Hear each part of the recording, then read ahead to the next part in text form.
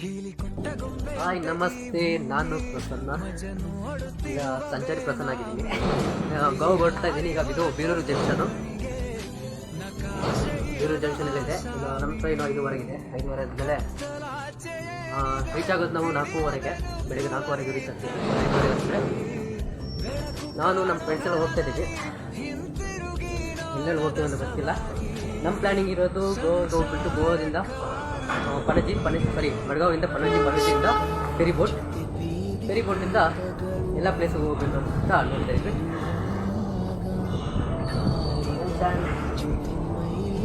Train ಬರ್ತಾ ಇದೆ. ಇದು ಗೂಡ್ಸ್ ಗಾಡಿ.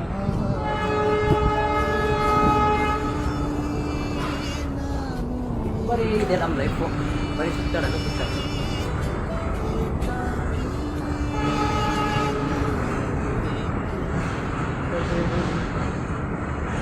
ಎಲ್ಲೋದ್ರಪ್ಪ, ಬರೀ ಲಿಫ್ಟಲ್ಲಿ ಹೇಳಿದ್ದಾರಪ್ಪ, ಕೈಕಾಲು ನಿಲ್ದಂಗೆ.